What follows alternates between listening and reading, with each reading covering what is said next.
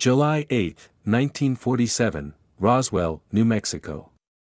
Major Jesse Marcel knelt in the debris field, the early morning sun casting long shadows across the New Mexico desert. His fingers traced the peculiar material, lightweight yet impossible to bend or break, covered in strange symbols that resembled neither English nor any language he'd encountered during his military intelligence career.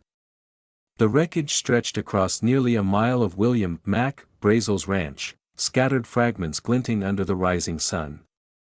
"Sir," called Lieutenant Walter Oates, approaching with something cupped carefully in his hands. "You need to see this." Marcel straightened, brushing dust from his uniform, and peered at the object in the young officer's palms. A small device, roughly the size of a pocket watch, emitted a soft blue glow from its center, pulsing rhythmically like a heartbeat. "It's warm to the touch, sir," Oates said quietly. "And it's been pulsing like this since we found it." Marcel reached out tentatively, but before his fingers made contact, the device's glow intensified. Both men stepped back instinctively. "Get Colonel Blanchard on the radio," Marcel said, his voice steady despite the flutter of anxiety in his chest. "Tell him we've found something unprecedented." What Marcel didn't yet know was that 2 miles east, hidden in a narrow ravine, a recovery team had discovered something far more significant than debris.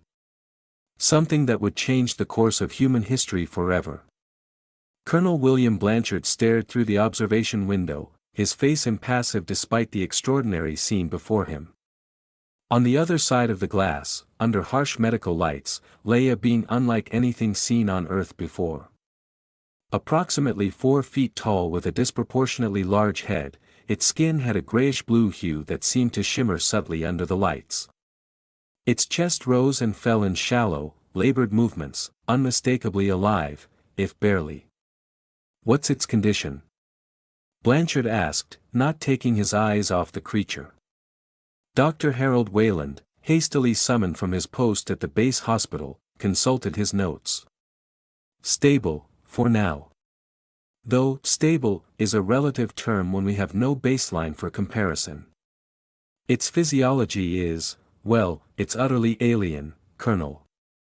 "Has it communicated in any way?" "No, sir. It's been unconscious since recovery." Blanchard nodded slowly. "How many personnel have seen it?" "Fewer than 10, sir. The recovery team, myself, and 2 nurses." "Good. I want everyone who's had contact with the visitor confined to base. No communications out, understood? This is now classified at the highest level." "Yes, sir," Wayland responded. "But Colonel, I need to be frank, we're not equipped for this. I'm a military doctor, not a xenobiologist. We need specialists." Blanchard's jaw tightened. "I'm aware, doctor. But right now, secrecy is paramount. If word gets out before we understand what we're dealing with." He left the thought unfinished. A sharp rap on the door interrupted them. Major Marcel entered, his face drawn with urgency. "Sir, we've completed the preliminary survey of the crash site. There's something else you need to know." He glanced at the unconscious being. "We've found a second craft, intact." In Washington, D.C., President Harry Truman set down the secure telephone receiver with unsteady hands. For several long moments, he sat in silence, processing the information he'd just received from General Roger Ramey.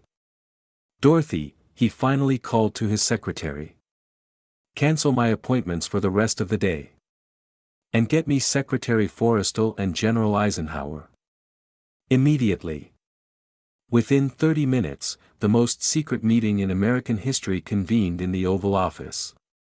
James Forrestal, the recently appointed Secretary of Defense, appeared visibly shaken as he took his seat. General Dwight D. Eisenhower, the Army Chief of Staff and hero of the European theater, maintained his characteristic composure, though the gravity of the situation was evident in his eyes. "Gentlemen," Truman began, "what I'm about to share must not leave this room. An hour ago, I received confirmation that an unidentified craft of non-terrestrial origin has crashed near Roswell, New Mexico. Despite their high-level clearances and experience with classified information, both men straightened in their chairs. Non-terrestrial, Mr. President. Forrestal repeated carefully. Extraterrestrial, Truman clarified. There are bodies, one still living. And an intact second craft has been discovered. Eisenhower leaned forward. Sir, with all due respect, are we certain about this? Could it be Soviet technology, perhaps experimental? The technology is beyond anything we possess, Truman interrupted. Beyond anything humanly possible, according to the preliminary reports.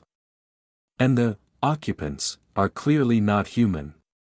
Silence enveloped the room as the implications sank in. We face a decision unlike any in human history, Truman continued. How we handle this will affect not just our nation, but potentially the course of human civilization. The public cannot know, Forrestal stated immediately. The panic would be unimaginable. I agree secrecy is essential for now, Eisenhower said. But Mr. President, this is too significant to remain hidden indefinitely. Eventually, the truth will need to come out. Truman nodded slowly. For now, absolute containment is our priority. We'll establish a special access program, beyond top secret. I want our best scientists assembled, but they're to be told only what they need to know. And if the visitor regains consciousness? Eisenhower asked. Truman met his gaze steadily. Then we attempt communication. We need to determine if this was an isolated incident or... He paused, the vanguard of something larger. Dr. Vannevar Bush, the architect of America's scientific mobilization during World War II, arrived at Roswell Army Airfield under cover of darkness on July 10. As his military escort led him through a series of security checkpoints, each more stringent than the last, he mentally reviewed the sparse information he'd been given: unknown technology, unprecedented materials, a matter of highest national security. Nothing had prepared him for what awaited in the hastily converted hangar. The craft, approximately 30 feet in diameter, rested on a temporary scaffold. Its smooth, oval shape had no visible seams, no rivets or joints. It appeared to be formed from a single piece of material. Under the harsh lights, its surface reflected a dull metallic sheen that seemed to shift subtly, almost like a liquid, despite being solid to the touch. Bush approached slowly, his scientific mind already racing with questions. No propellers, no jet engines, no apparent means of propulsion at all. No wings or control surfaces. How did it fly? How did it navigate? Remarkable, isn't it? Said a voice behind him. Bush turned to find Dr. J. Robert Oppenheimer, the brilliant physicist who had led the Manhattan Project, studying him with keen eyes. Robert, Bush acknowledged with surprise. I didn't know you were involved. Just arrived yesterday, Oppenheimer replied, moving to stand beside him. They're gathering quite the brain trust. Von Braun is here too. The implications weren't lost on Bush. If the government had assembled the architects of the atomic bomb and America's nascent rocket program, they clearly understood the technological significance of what they'd found. Have you seen the occupant? Bush asked quietly. Oppenheimer nodded, his expression unreadable. An hour ago. It's humbling. All our scientific understanding, all our theories about life in the universe, and now this. He gestured toward the craft. We're like medieval alchemists suddenly confronted with a nuclear reactor. Has it regained consciousness? No. But there's something else you should see. Oppenheimer led him to a makeshift laboratory where several scientists huddled around a table. On it sat the small pulsing device that Major Marcel had discovered. Now it was contained in a clear case, its blue light casting eerie shadows. Watch, Oppenheimer said, nodding to one of the scientists. The man placed a small metal instrument near the case. Immediately, the device's pulsing quickened, and the blue light intensified. It responds to proximity, Bush observed. Not just proximity, Oppenheimer corrected. Intent. It responds differently to different people. Almost as if it's sensing consciousness. Bush felt a chill run down his spine. What exactly are we dealing with, Robert? Oppenheimer's gaze was distant, haunted by the same expression he'd worn after the Trinity test, when he had quoted the Bhagavad Gita, "Now I am become death, the destroyer of worlds." "I don't know," he admitted. "But I suspect we've opened a door that can never be closed again." In the secure medical facility, the alien's condition remained critical but stable. Dr. Wayland had assembled a small team of specialists, a neurologist, a cardiopulmonary expert, and a biochemist, all working under intense secrecy to understand their patient's physiology.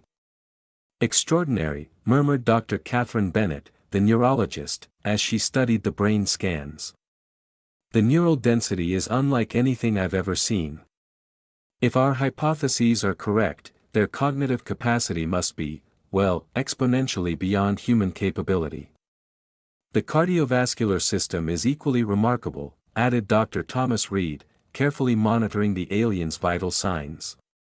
"No heart as we understand it, but rather a network of pulsating vessels that distribute a copper-based fluid throughout the body." Dr. Wayland was about to respond when a subtle change in the monitoring equipment caught his attention. The brain activity pattern had shifted. "Everyone stay calm," he instructed quietly. "I think our patient may be regaining consciousness." The team froze, watching as the alien's large, almond-shaped eyes slowly opened, revealing irises of deep, liquid black. For a moment, it stared at the ceiling, unmoving. Then, with deliberate care, it turned its head to regard the humans surrounding it. No one spoke. No one moved. The being's gaze seemed to focus on Dr. Bennett. She felt a strange sensation, like a gentle pressure inside her mind, followed by a cascade of images flooding her consciousness: stars, planets, geometric patterns, mathematical equations. "It's communicating," she gasped, gripping the edge of the examination table for support. Before anyone could respond, the facility's lights flickered. Equipment displays scrambled momentarily, then stabilized. In the adjacent laboratory, the pulsing device suddenly glowed with intense brightness, its rhythm perfectly matching the alien's breathing. At that moment, every radio, telephone, and electronic communication device within a 5-mile radius of Roswell Army Air Field broadcast the same sequence of mathematical constants: the value of pi, followed by the square root of 2, the golden ratio, and finally, a series of prime numbers. The message was clear: contact had been established. July 12, 1947, the White House, Washington, D.C. "Mr. President, we've established rudimentary communication." General Ramey's report brought a tense silence to the cabinet room. President Truman, flanked by his most trusted advisors, leaned forward. "What kind of communication?" "Mathematical at first, universal constants that proved intelligence. But it's progressed rapidly. The being is now able to comprehend basic English through some form of, well, sir, the scientists describe it as telepathic capability." Secretary Forrestal shifted uncomfortably. "Telepathic? Are we certain it's not reading our thoughts?" "The scientists believe it's more complex than that," Ramey explained. "It seems to process patterns, language patterns, thought patterns, and synthesize meaning. It's learning at an exponential rate." "Has it explained its presence here?" Truman asked. "Not fully, sir. Communication remains limited to concepts it can translate. But we've established a few key points. It identifies itself as a sentinel from a civilization it calls the Collective. The craft was on an observation mission when it malfunctioned. Observation of what? Eisenhower interjected. Us. Earth in general, but yes, humanity specifically. Apparently, they've been monitoring us for some time. The implications hung heavy in the air. What does it want? Truman finally asked. Currently, sir. Medical assistance and to communicate with its people. It's indicated there's a beacon, for lack of a better term, in the intact craft that could send a signal. Truman exchanged glances with his advisors, the unspoken question evident: would activating such a beacon bring help for the stranded visitor, or something else entirely? There's something else, Mr. President, Ramy continued. The being has expressed concern about our recent atomic tests. It seems the detonations were detectable from considerable distance and drew attention to Earth. Attention that, it suggests, might not all be benevolent. As July turned to August, a hidden revolution was taking place behind the secured perimeters of what was now called Operation Sentinel. The alien visitor, whom the scientists had begun informally calling Alpha, continued to recover and communicate with increasing sophistication. Dr. Bennett had become the primary liaison, her neurological expertise proving valuable in understanding the telepathic communication process. Each session with Alpha left her mentally exhausted but filled with wonder. The mathematics they use, she explained to the assembled scientific team one evening, it's not just advanced, it's fundamentally different. They conceptualize dimensions and physical laws in ways we've barely theorized. Oppenheimer, who had been studying the alien technology, nodded in agreement. Their understanding of quantum mechanics makes our theories look like a child's drawing compared to a masterpiece. The propulsion system of the craft operates on principles we've only glimpsed in our most abstract theoretical work. The implications were staggering. Within weeks, the scientific team had made breakthroughs that might otherwise have taken decades. New understandings of physics, mathematics, material science, and biology emerged daily from their work with Alpha and the recovered technology. But alongside the scientific advances came growing ethical and political complications. We cannot keep this contained indefinitely, Oppenheimer argued during a high-level briefing. The scientific implications alone will revolutionize human knowledge. We have a responsibility to humanity. We also have a responsibility to national security, countered Admiral Roscoe Hillenkoetter, newly appointed as the first director of the Central Intelligence Agency. The technological applications, especially propulsion and energy generation, could alter the global balance of power. If the Soviets obtained this knowledge. The debate reflected a larger division forming within Operation Sentinel. Some, like Oppenheimer and Bennett, advocated for gradual disclosure and international scientific cooperation. Others, primarily military and intelligence officials, insisted on maintaining secrecy to develop technological applications that would ensure American supremacy. Meanwhile, Alpha continued to recover and share information, seemingly unaware of the political maelstrom its presence had created. Through Dr. Bennett, it expressed curiosity about human culture, history, and beliefs. It requested books, music, and art, consuming each with remarkable speed and insight. Your species is young, it communicated to Dr. Bennett during one session, but remarkably adaptive. Your capacity for both creation and destruction fascinates the collective. The collective, Bennett probed carefully. Are they coming here? Alpha was silent for a moment, its large eyes blinking slowly. They are already here, in a sense. Observing. Earth occupies an unusual position in what you would call galactic politics. Politics? There are different factions among advanced civilizations. Many, Alpha confirmed. Some believe emerging species should be guided.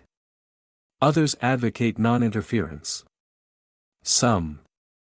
It paused, searching for concepts Bennett would understand. Some see young species as potential threats or resources. The implication sent a chill through Bennett. And the collective? Which perspective do they hold? We are watchers, gatherers of knowledge. But my presence becoming known to your military leaders has complicated matters. Before Bennett could ask more, Alpha shifted the conversation. The beacon in my craft, it must be activated soon. Not just for rescue, but as a signal that your species is ready for limited contact. Ready? By whose assessment? By necessity, Alpha responded cryptically. Events have been set in motion that cannot be reversed. The question now is not whether humanity will face the wider cosmos, but how prepared you will be when you do. On September 18, 1947, President Truman convened a meeting unlike any before in American history. In addition to his usual national security team, the attendees included the leaders of Britain, Canada, and Australia, all brought to Washington under elaborate security measures and false pretexts. Gentlemen, Truman began once they were securely closeted in a specially prepared room deep beneath the White House. What I'm about to share with you will sound incredible. 6 weeks ago, an advanced craft of extraterrestrial origin crashed near Roswell, New Mexico. Despite being world leaders accustomed to shocking information, the foreign dignitaries received the news with stunned silence, followed by a barrage of questions. Truman allowed the initial shock to run its course before continuing. We have contained the situation thus far, but we face decisions that will affect all of humanity. I've brought you here because I believe this transcends national interests. British Prime Minister Clement Attlee was the first to recover his composure. How certain are we that this isn't some elaborate Soviet deception? Beyond any doubt, Truman assured him. The technology and the biological entity we recovered are definitively not of Earth origin. And this being, it's alive. Communicative? Asked Canadian Prime Minister William Lyon Mackenzie King. Yes. It's providing information about its civilization and others. According to our visitor, Earth has been under observation for centuries, possibly millennia. Australian Prime Minister Ben Chifley leaned forward. What do they want with us? That's complex, Truman admitted. But what's clear is that our development of atomic weapons has drawn attention from beyond our world. Our visitor has requested permission to activate a beacon in its craft, essentially announcing to its people that first contact has occurred. And if we refuse? Attlee asked sharply. The being suggests that's inadvisable. Apparently, the crash itself may have already transmitted data. If no follow-up signal comes, it could be interpreted as hostility on our part. The implications hung heavily in the air. There's more, Truman continued. The technology we've recovered, it's decades, perhaps centuries beyond our current capabilities. Propulsion systems, energy generation, materials science, the applications could transform human civilization. Or destroy it, if militarized, Attlee observed grimly. Truman nodded. Which brings us to why you're here. I propose we form a multinational body to oversee both communication with these visitors and the research derived from their technology. This cannot belong to any one nation. The proposal sparked intense debate. National security concerns clashed with the recognition that this discovery transcended borders. Questions of religious impact, public panic, and economic disruption were raised and hotly contested. By dawn, an unprecedented accord had been reached, the formation of an ultra-secret multinational entity that would come to be known as MAGIC, Multinational Advisory Joint Intelligence Collective. Its mission, to manage humanity's first steps into a much larger, more complex universe than anyone had imagined. As the foreign leaders prepared to depart, carefully disguised and under heavy security, Prime Minister Attlee posed one final question to Truman. Do we tell the Soviets? Truman's expression grew grim. Eventually we must. But given current tensions, not yet. For now, what happens in Roswell stays contained. It was a decision that would have far-reaching consequences no one could have anticipated. November 1947, Los Alamos, New Mexico. Dr. Bennett stared through the observation window at Alpha, who sat cross-legged on the floor of the specially constructed living quarters. Eyes closed in what appeared to be meditation. After months of recovery, the alien had regained full strength, revealing a physical resilience that belied its slight frame. "Any change in status?" asked Dr. Werner von Braun as he joined her at the window. The German rocket scientist had become a regular visitor to the facility, his expertise in propulsion systems making him invaluable to the research team examining the alien craft. "No," Bennett replied. "It's been like this for almost 6 hours now. Alpha says it's communing with the collective consciousness of its people. Without the beacon being activated. Apparently, there are other channels of communication we don't yet understand." Von Braun nodded thoughtfully. "Quantum entanglement, perhaps. We've barely scratched the surface of such possibilities." They stood in silence for a moment, watching the motionless figure. Over the past months, the observation facility had evolved from a makeshift medical center to a sophisticated research complex. Alpha had been relocated from Roswell to a more secure location near Los Alamos, where the infrastructure for top-secret research already existed from the Manhattan Project. "You know," von Braun said quietly, "I grew up reading the works of H.G. Wells and Kurt Laswitz, tales of Martians and contact with alien civilizations.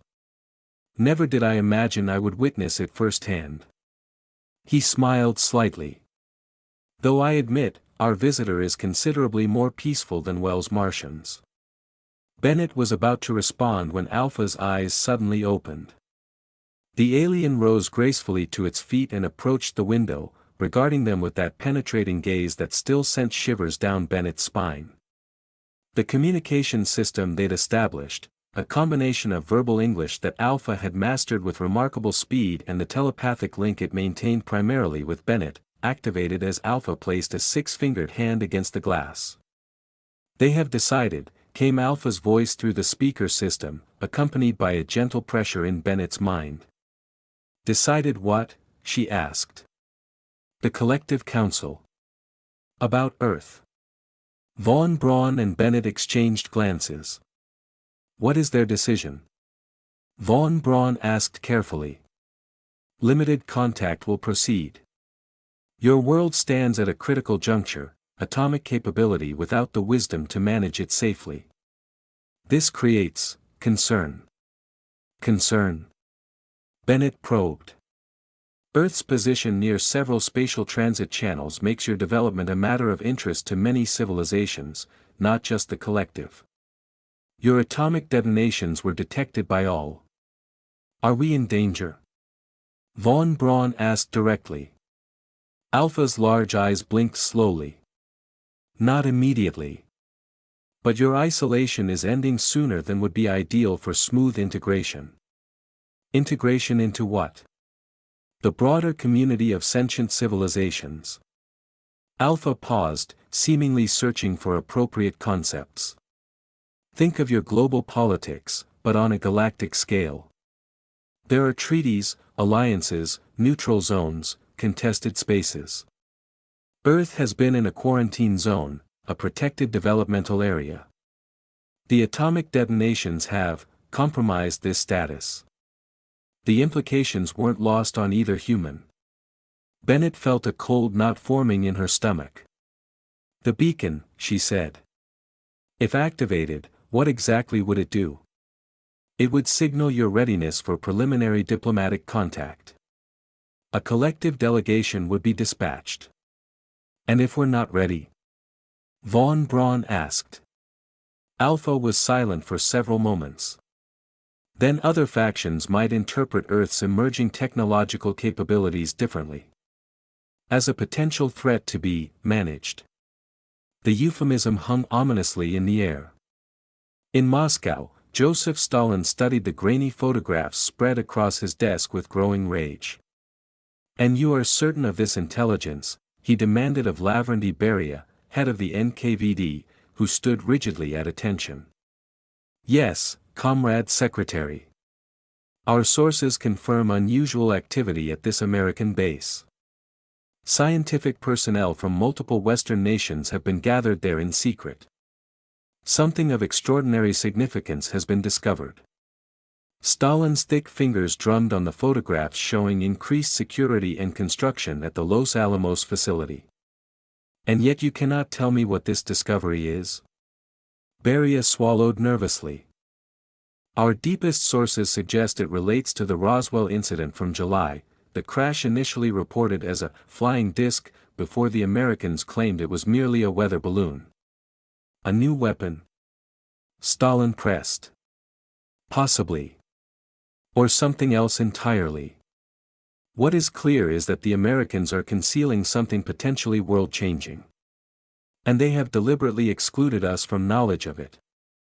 Stalin's face darkened further. Relations with his former allies had deteriorated rapidly since the end of the war. The Americans' monopoly on atomic weapons already threatened the Soviet Union's security and standing. If they had acquired some new technological advantage. Intensify all intelligence efforts, he ordered. Whatever the Americans have found, we must discover its nature. And accelerate our atomic program. Kurchatov must deliver a Soviet bomb without delay. We cannot allow the imperialists to extend their advantage. What neither Stalin nor his intelligence chief could know was that their conversation was being observed, not by American spies, but through means beyond human technology. Alpha, during its meditative communion, had extended its awareness far beyond the confines of Los Alamos, monitoring key developments around the globe. When it emerged from its trance state, Alpha shared a troubling assessment with Dr. Bennett. Your world balances on a knife's edge of conflict. The knowledge of my existence and our technology has been contained to your Western alliance, but suspicions grow elsewhere. This asymmetry increases the probability of confrontation. What are you suggesting? Bennett asked, alarmed. The decision to maintain secrecy among a subset of Earth nations may prove counterproductive to long-term stability. The collective's assessments indicate a high probability of destructive conflict if technological disparity increases between your major power blocks. Bennett felt the weight of the insight. The initial decision to exclude the Soviets from MAGIC had been made in the context of growing Cold War tensions. But could that decision itself exacerbate those same tensions? I need to communicate this assessment to the Oversight Committee, she said. Alpha's response was unsettlingly cryptic. There are multiple paths forward from this juncture. Not all lead to positive outcomes for humanity. By early 1948, the technological insights gained from studying Alpha and the recovered craft had begun to yield practical applications. In carefully controlled laboratories across the United States, Britain, and Canada, scientists adapted alien concepts to human technology, creating prototypes that seemed decades ahead of their time. New alloys with extraordinary properties. Energy storage systems of unprecedented capacity. Rudimentary anti-gravity experiments. Advances in computing that suggested paths toward what would later be called artificial intelligence. Each breakthrough was carefully classified and compartmentalized under MAGIC oversight. The scientists involved worked with only pieces of the larger puzzle, few aware of the extraterrestrial source of their inspiration. Among those who did know the full truth, a philosophical divide was growing. Dr. Oppenheimer led a faction arguing for broader international cooperation and cautious public disclosure. Having witnessed the destructive potential of atomic weapons, he feared the military applications of these new technologies even more. We stand at a crossroads more significant than the Manhattan Project, he argued during a heated MAGIC Oversight Committee meeting. These technologies could solve humanity's greatest challenges, or become our final epitaph. Opposing him was a coalition led by newly appointed Secretary of Defense James Forrestal, who saw strategic advantage as the paramount concern. The Soviet threat is real and immediate, Forrestal insisted. We cannot risk these technologies falling into Stalin's hands.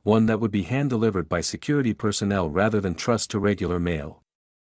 Mr. President, he wrote, I believe the time has come for a broader scientific dialogue regarding certain theoretical advances that appear to be emerging from classified research programs.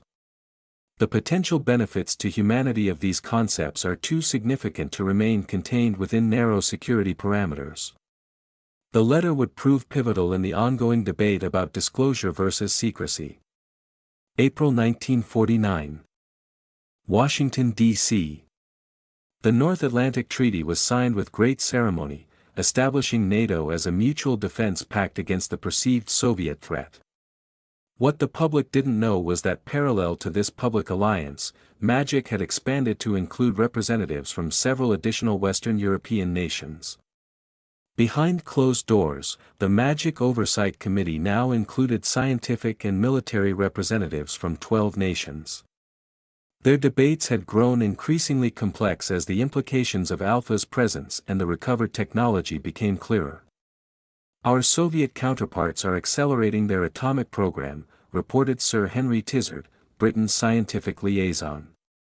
Our intelligence suggests they're no more than a year from testing their first device. All the more reason to leverage our technological advantage, argued General Hoyt Vandenberg, who had replaced Eisenhower as the U.S. military representative.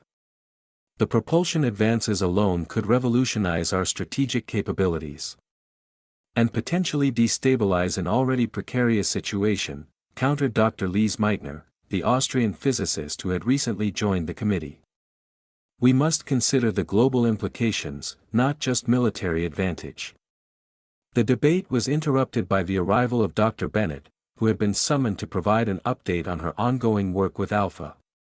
Her status had evolved from mere communicator to something approaching an ambassador between human and alien.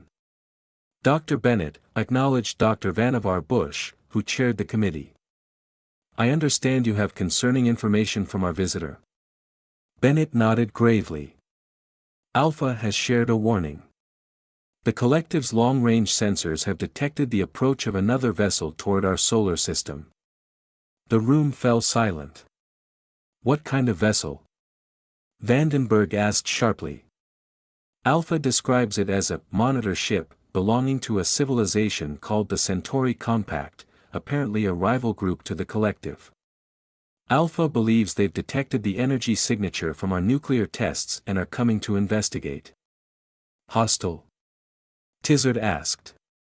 Not necessarily hostile, Bennett clarified, but not necessarily friendly either.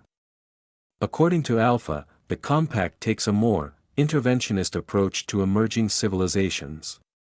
They might view Earth's development of atomic weapons as concerning. How long until they arrive? Bush asked. Alpha can't be precise. Interstellar navigation isn't entirely linear in the way we understand space travel. But the estimate is between 8 and 14 months. The implications sent a ripple of tension through the room. What had been a contained situation with a single alien visitor was evolving into something far more complex and potentially dangerous. This changes our calculations considerably, Bush observed. If Earth is about to face official contact with not one but two extraterrestrial civilizations, our approach to secrecy may need reconsideration. Or it might demand even tighter control, Vandenberg countered. We can't risk global panic. Dr. Oppenheimer, who had been unusually quiet, finally spoke. Perhaps we should consider what Alpha has been suggesting for months, activating the beacon to establish formal diplomatic contact with the collective. If we're going to face the Centauri Compact, it might be better to have established allies. The suggestion sparked intense debate. Trust in Alpha had grown over the months of interaction, but committing to formal diplomatic contact with an alien civilization represented a leap into the unknown with potentially irreversible consequences. What does President Truman say? Asked the French representative. The President is awaiting our recommendation, Bush replied gravely. But given this new development, we need to make a decision quickly. The committee debated through the night, weighing humanity's future against a backdrop of Cold War tensions and the looming approach of the Centauri Compact vessel. By dawn, a tentative consensus had emerged. They would authorize the activation of Alpha's beacon, but with carefully negotiated conditions. 3 days later, under the watchful eyes of military personnel and scientists, Alpha stood before the recovered craft for the first time since the crash. The sleek vessel had been partially disassembled for study but remained largely intact, its alien contours still defying human engineering principles. The activation sequence is complex, Alpha explained to Dr. Bennett, who stood beside it. The beacon must synchronize with collective networks across dimensional boundaries your science has only begun to theorize. Bennett watched as Alpha's six-fingered hands moved across the craft's surface in precise patterns. Where it touched, the material seemed to respond, rippling like water, glowing with subtle bioluminescence. The collective council will dispatch representatives immediately, Alpha continued. They will arrive before the Centauri vessel and can assist in managing that encounter. And what should we expect from these representatives? Bennett asked. Alpha paused, those large eyes turning to regard her. They will be different from me. I am a sentinel, designed for solitary reconnaissance. The diplomatic cohort will be more specialized for cross-species interaction. Before Bennett could ask for clarification, the craft emitted a soft, pulsing hum. A portion of its surface reconfigured, revealing an intricate device that extended outward like a blooming flower of metal and light. Step back, please, Alpha instructed. The scientists and military personnel retreated to a safe distance. Alpha placed both hands on the device, which responded by intensifying its glow. For several seconds, nothing else seemed to happen, at least nothing visible to human perception. Then Alpha stepped away. It is done. The signal has been sent. That's it? General Vandenberg asked skeptically. No visible transmission. The beacon operates through quantum entanglement channels, Alpha explained. Distance is irrelevant. The collective has received our signal and acknowledges. Bennett felt a chill. They've already responded? Yes. They will dispatch a diplomatic vessel immediately. Estimated arrival, 74 of your days. The implications hung heavy in the air. In just over 2 months, Earth would host official representatives of an advanced alien civilization. Humanity had crossed a threshold from which there could be no return. June 1949, Moscow. Stalin stared at the report in disbelief, his face flushing with anger. You are certain of this? Igor Kurchatov, director of the Soviet atomic bomb project, nodded grimly. The evidence is clear, Comrade Secretary. Our monitoring stations have detected unusual energy signatures originating from the American Southwest, specifically, from near Los Alamos. Whatever technology created these emissions, it is far beyond our current understanding. And you believe this connects to the earlier reports about Roswell? It seems likely. The pattern suggests the Americans have acquired or developed technology of unprecedented sophistication. Perhaps a new energy source, or what, Igor Andreevich? Stalin pressed. Kurchatov hesitated.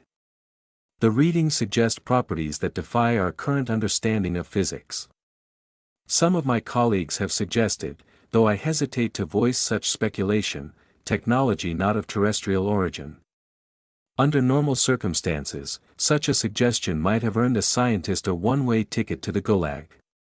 But Stalin had been receiving troubling intelligence from multiple sources, all pointing to something extraordinary happening on American soil. The imperialists are conspiring against us, Stalin concluded darkly. Whatever advantage they have gained, they deliberately exclude the Soviet Union while sharing with their capitalist allies. He rose from his desk, pacing the office with hands clasped behind his back. We must accelerate all scientific programs. The atomic test must proceed on schedule. And our intelligence operations in America must be expanded, whatever they have discovered, we must learn its nature.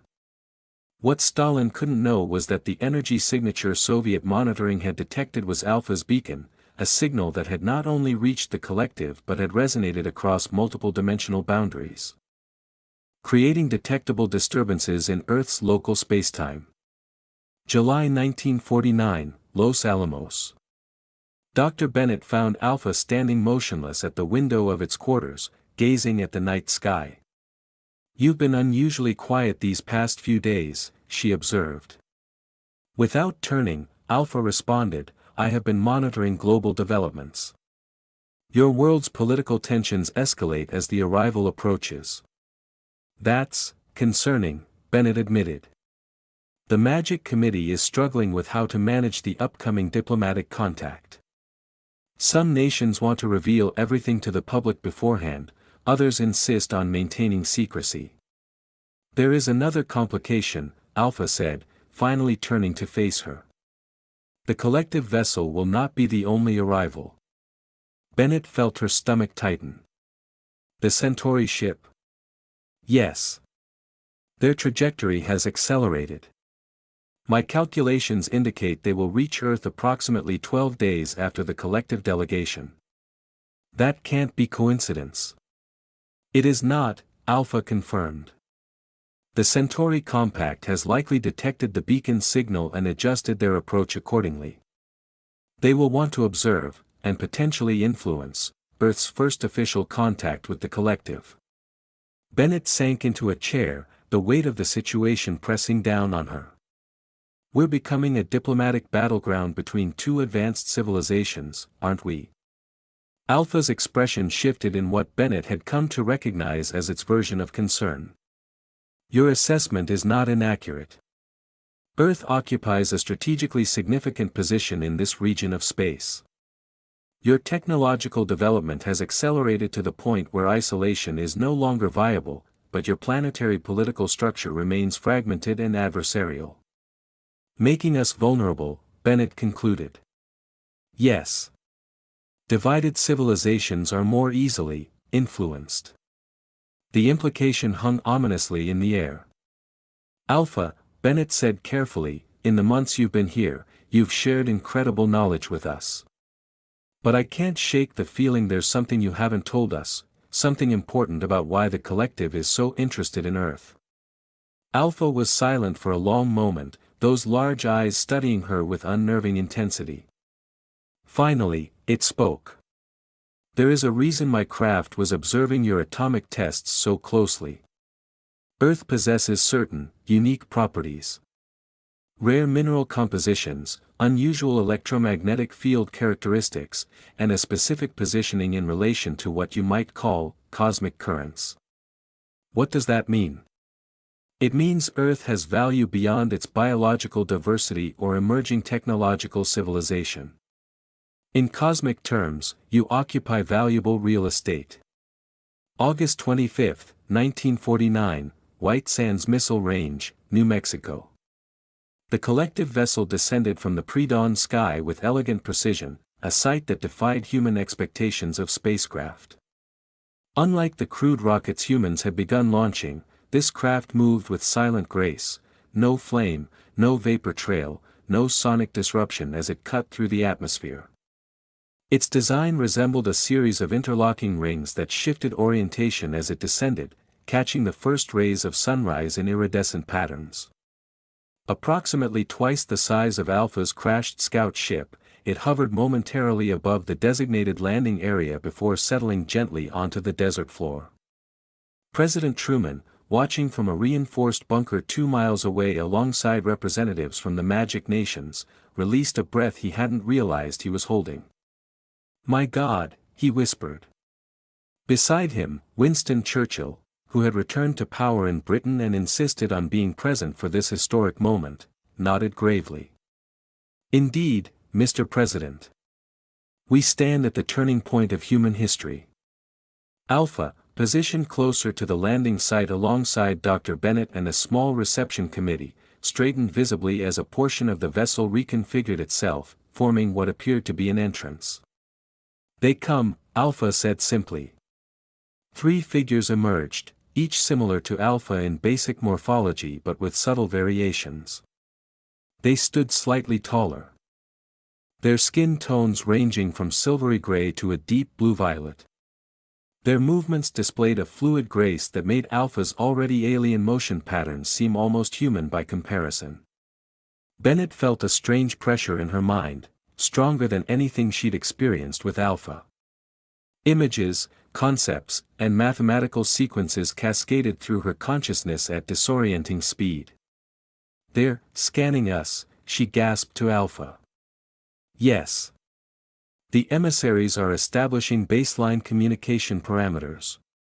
It will pass momentarily." Indeed, the mental pressure subsided as the three aliens approached. Alpha stepped forward and performed what Bennett recognized as a formal greeting, a series of precise hand gestures and postures that seemed to convey significant meaning.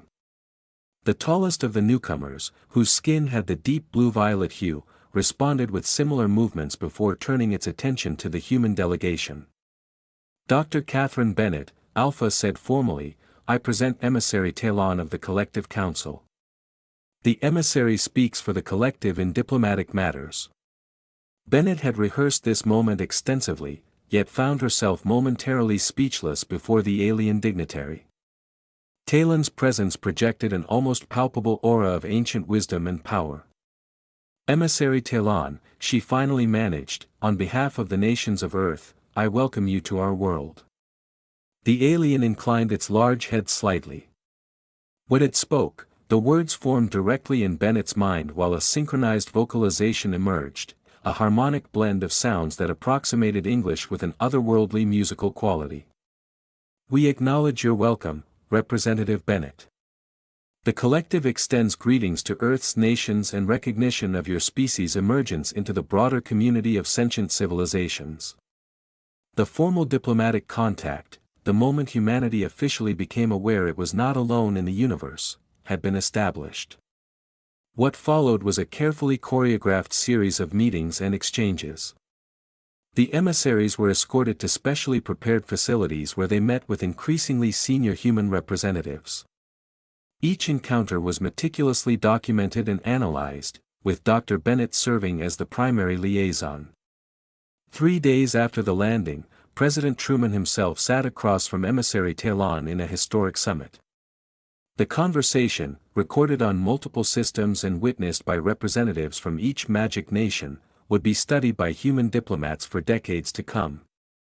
"Your world stands at a critical juncture," Talon explained, those large eyes fixed on Truman. "The development of atomic technology has accelerated your species' timeline for integration into interstellar diplomatic frameworks." "Integration?" Truman asked carefully. "What exactly does that entail?"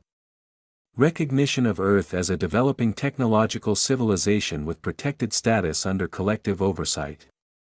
This would guarantee certain sovereign rights while providing guidance to prevent destabilizing technological developments." Churchill, seated beside Truman, leaned forward. "And if Earth were to decline such oversight?" Talon's expression remained unreadable. "That would be unfortunate.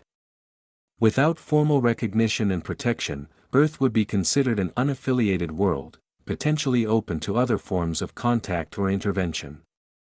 From groups like the Centauri Compact," Truman stated. "Among others," Talon confirmed. "The Compact takes a more directive approach to emerging civilizations. They believe developing species benefit from structured guidance rather than autonomous development." The implication was clear: accept collective protection or risk more heavy-handed intervention from others.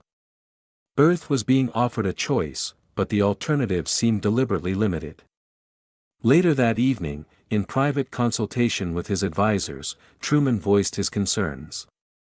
"It feels like we're being maneuvered into a predetermined arrangement," he observed. "The collective presents itself as benevolent, but their approach barely masks an ultimatum. Yet what choice do we have?" Churchill countered. "We've confirmed that another alien vessel approaches. If the collective offers protection against potentially worse intervention." Dr. Oppenheimer, who had been uncharacteristically silent, finally spoke. "Mr. President, there's something we haven't adequately considered. This entire scenario, from Alpha's crash to the diplomatic contact, follows a pattern that seems almost staged." The room fell silent as the implications of Oppenheimer's observation sank in. "Elaborate, Doctor," Truman requested. "A scout ship crashes, but its pilot survives and establishes communication.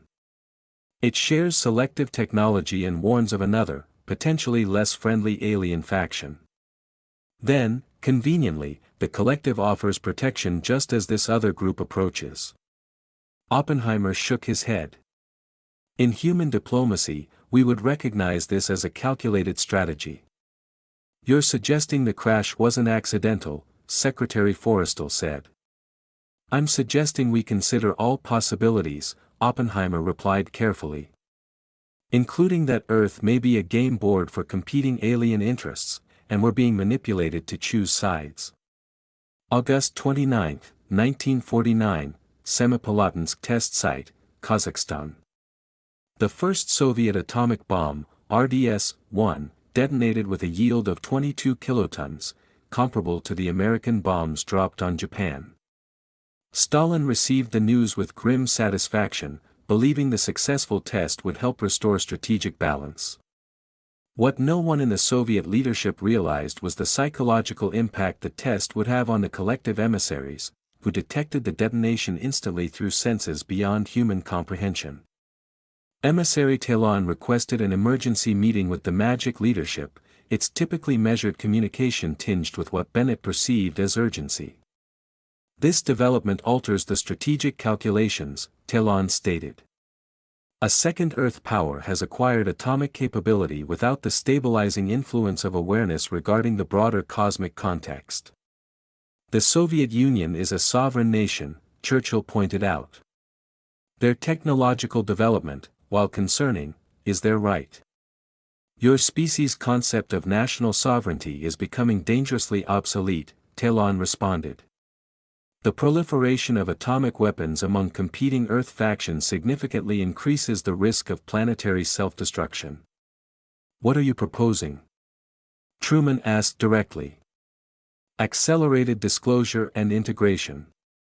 The Collective Council authorizes me to offer a more comprehensive technology sharing program, clean energy systems, medical advances, agricultural improvements, in exchange for global oversight of atomic development."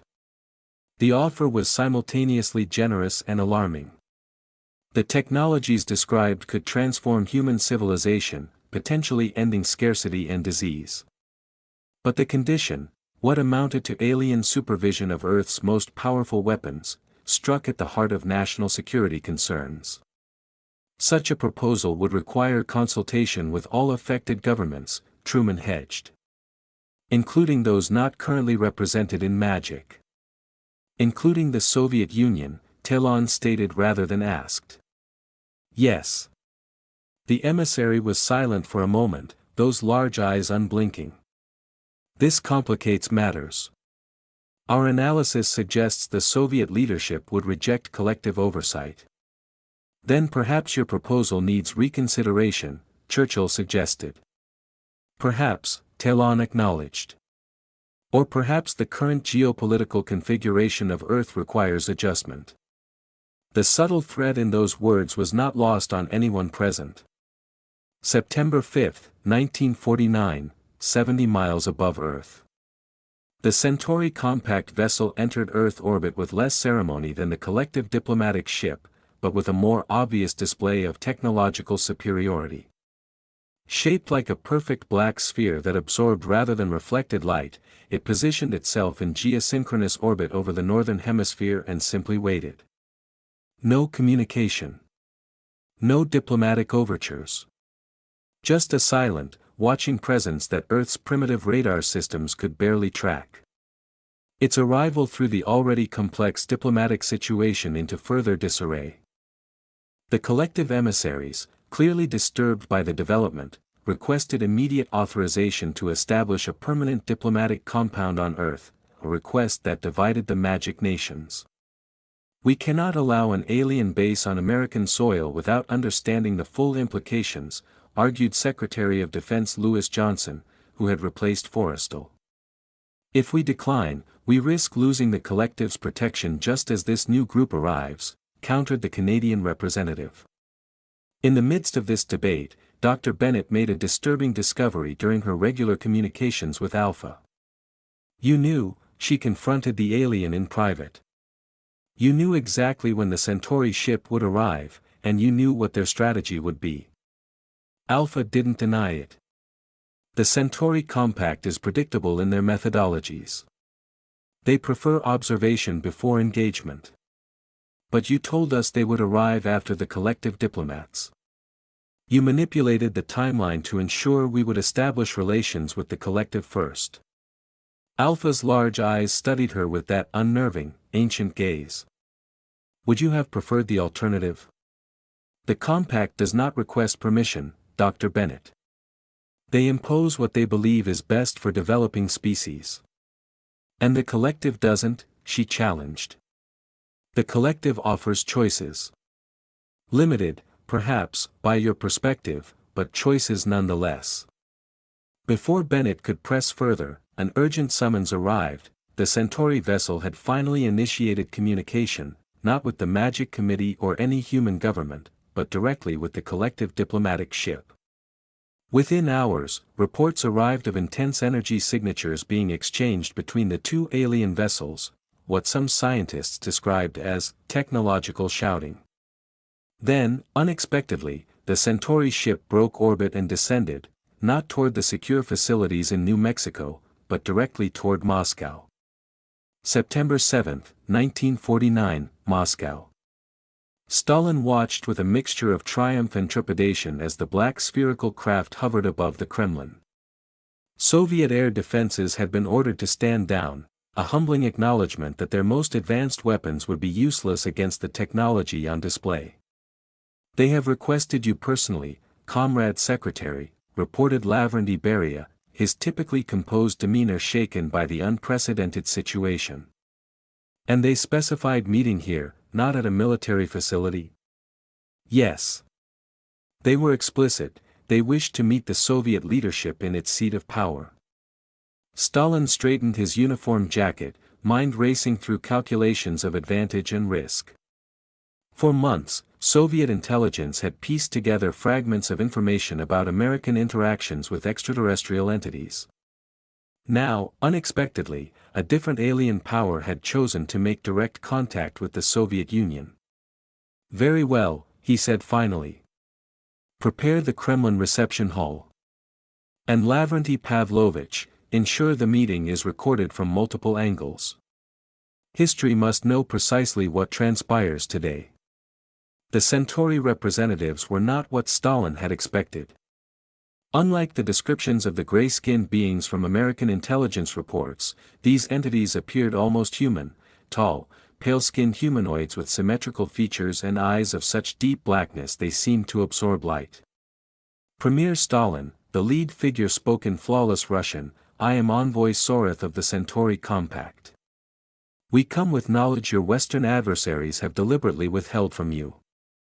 Over the next 2 hours, Soreth presented the Soviet leadership with a comprehensive overview of events since the Roswell crash, including details of the Magic Committee, the technologies shared by Alpha, and the collective's diplomatic proposals. Most disturbing to Stalin was the revelation that these proposals included provisions that would limit Soviet atomic development. "The collective claims to offer guidance," Soreth explained, "but their true agenda favors Earth's Western powers. The technologies they share are carefully selected to maintain the current geopolitical imbalance." "And the Compact offers an alternative?" Stalin asked directly. "We offer balance," Soreth replied. "The Compact believes all human societies should have equal access to advanced technology. We do not favor capitalist or communist systems, we favor stability through equilibrium." "What do you propose, specifically?" Soreth's black eyes seemed to bore into Stalin's. "A separate agreement between the Soviet Union and the Centauri Compact. We will provide technological assistance comparable to what the collective has offered the West. In return, we request permission to establish a monitoring post within Soviet territory. To what end? To ensure the collective does not establish hegemony over Earth's development. Your world stands at a pivotal moment. The decisions made now will determine humanity's path for centuries to come. Stalin considered carefully before responding. And if we decline? Then Earth's technological development will proceed asymmetrically, with Western powers gaining insurmountable advantage. The future would belong to them, not to the socialist vision you have fought for. The message was clear: accept Centauri assistance or face technological obsolescence. Like his Western counterparts, Stalin found himself forced to choose between alien patrons. By day's end, preliminary agreements had been reached. The Soviet Union would permit a Centauri delegation to establish facilities in Kazakhstan, near the atomic test site. In exchange, the compact would share specific technologies related to energy production, materials science, and spaceflight capabilities. Earth had officially become a divided world in cosmic terms, the Western powers aligned with the collective, the Soviet bloc with the Centauri Compact. The Cold War had acquired an interstellar dimension. September 10, 1949, United Nations, New York. President Truman stood before the General Assembly, facing the most challenging address of his presidency. After intense debate among the Magic Nations, a decision had been reached: partial disclosure to the global community. Representatives of the world's nations, he began gravely, I come before you today with information of unprecedented significance. The United States, along with several allied nations, has been engaged in communication with representatives of an advanced civilization from beyond our world. A shock wave of murmurs swept through the assembly hall. Though rumors had circulated for days, official confirmation still landed with seismic impact.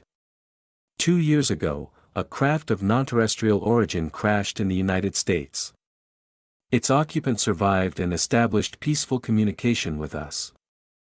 Since then, we have confirmed the existence of multiple advanced civilizations that have been observing Earth's development.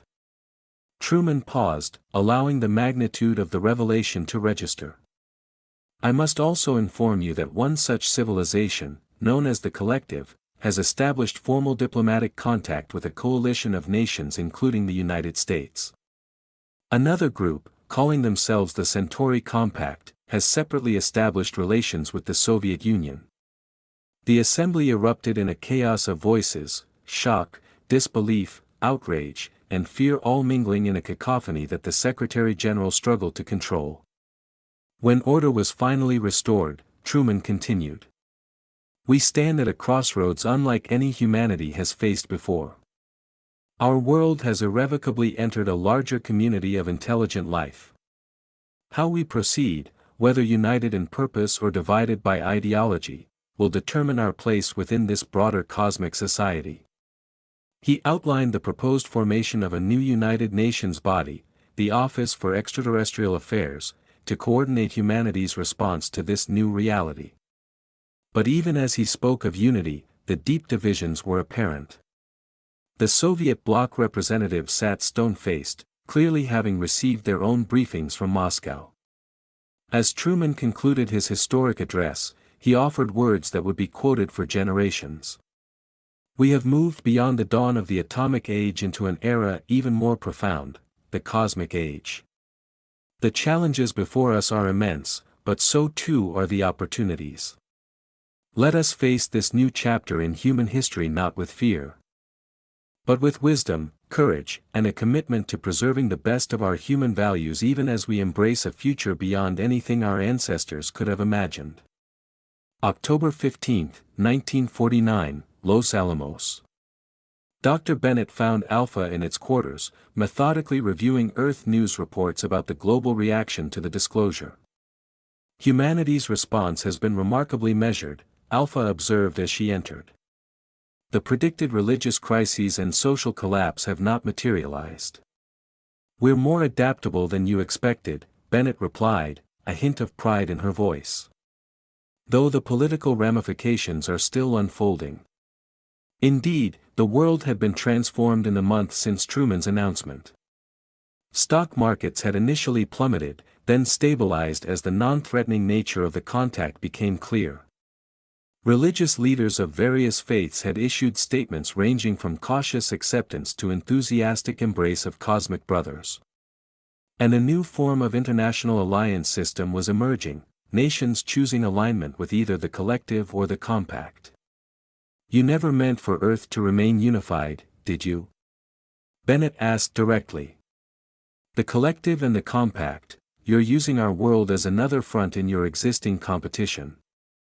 Alpha set aside the news reports, those large eyes focusing on her with their disconcerting intensity.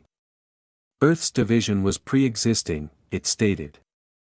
We did not create the Cold War or the ideological barriers between East and West. We merely operate within the reality we found. But you're exploiting those divisions.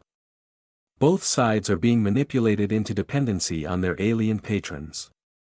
Alpha's expression shifted subtly. Perhaps. Or perhaps what you see as manipulation is simply the natural process by which younger civilizations are integrated into galactic society. Bennett wasn't satisfied. There's still something you're not telling me. Why Earth? Why now? With all the worlds you must have encountered, why has ours drawn such focused attention? Alpha was silent for a long moment. When it finally spoke, its voice carried a gravity Bennett had rarely heard before. I told you Earth possesses unique properties. What I didn't explain fully is that your world sits at a critical juncture of what you might call cosmic ley lines, pathways that facilitate certain types of interstellar travel. As your civilization develops more advanced detection capabilities, you would eventually have discovered that your solar system contains a natural phenomenon similar to what you might call a wormhole nexus. Bennett felt her breath catch. A natural portal to other star systems? More complex than that, but essentially correct. Earth is positioned near a junction point in spacetime that makes it strategically significant. The civilization that establishes influence here gains advantageous access to multiple star systems. The truth finally crystallized in Bennett's mind. We're not being integrated into galactic society. We're being colonized for our strategic location. Alpha's silence was confirmation enough. And the crash, she pressed. Was it really an accident? The technical malfunction was genuine, Alpha replied. But my mission to observe Earth closely during your atomic testing was, let us say, conveniently timed. Bennett felt a cold anger rising. You've been manipulating us from the beginning. Guiding our technological development, shaping our understanding of cosmic politics, all to position the collective advantageously before the compact could establish influence. And in exchange, humanity receives advanced knowledge thousands of years ahead of your natural development curve, Alpha countered. Your medical science will eliminate disease within decades. Clean energy will replace your polluting technologies. Your children will travel to other planets. Is this exploitation, Dr. Bennett, or symbiosis? The question hung in the air between them, the fundamental ethical dilemma of Earth's new position in the cosmos. Were humans being manipulated as pawns in an alien geopolitical game? Or was this simply the natural process by which younger civilizations joined the galactic community, with growing pains? Power imbalances, but ultimately mutual benefit? Bennett had no simple answer.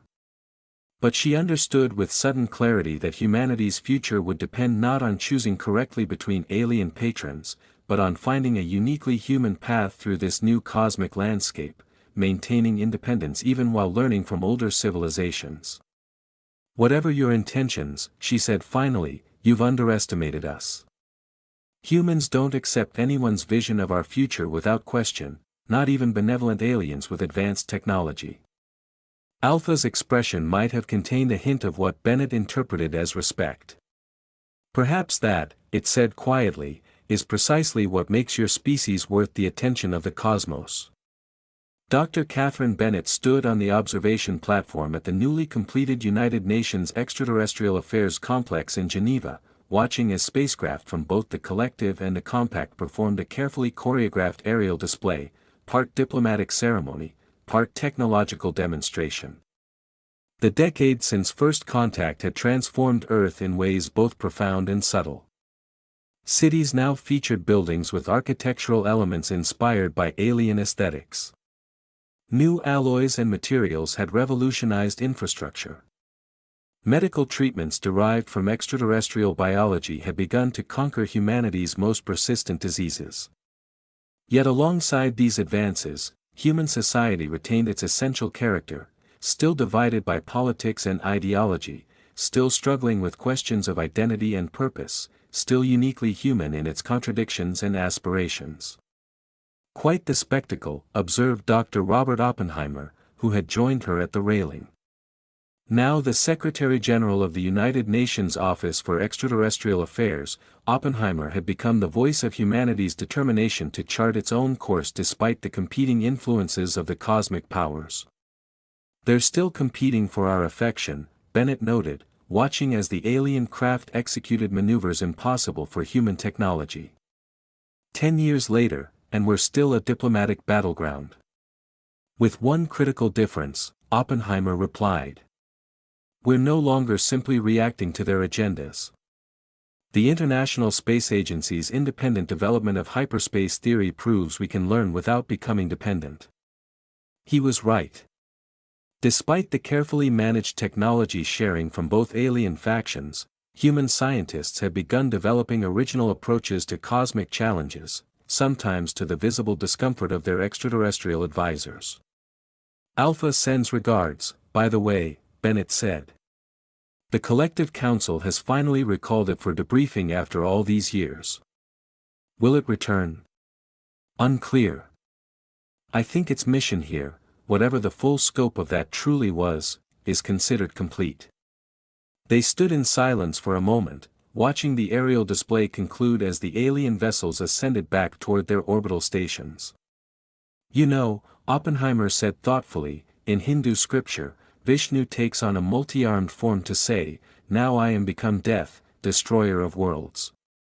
I quoted that after Trinity, thinking we had fundamentally changed humanity's future with the atomic bomb. I remember, Bennett said quietly. But now I wonder if the true transformation wasn't the bomb at all, but what happened after Roswell. We discovered we're not alone, not unique, not the center of creation, and yet somehow, that knowledge hasn't diminished us. If anything, it's expanded our conception of what humanity can become. Bennett nodded, understanding completely. The cosmic age had begun with a crashed alien craft and a secret military recovery operation. It had expanded into competing alien influences and Cold War politics on an interstellar scale. But it was evolving into something neither human nor alien had fully anticipated, a unique synthesis of indigenous human innovation and carefully adapted extraterrestrial knowledge. We have one advantage over our cosmic visitors, Bennett observed. They've forgotten what it's like to be young, to be new to the universe. They've known their place in the cosmos for thousands or millions of years. We're still discovering ours. And that, Oppenheimer agreed, may prove to be humanity's greatest strength in the cosmic dawn now breaking over Earth. Above them, the sky deepened from blue to indigo as evening approached. The first stars became visible, distant suns that no longer represented unreachable mystery, but a frontier humanity was beginning to explore, carrying with it the unique perspective of a species finding its place among much older civilizations. Earth's cosmic journey had only just begun.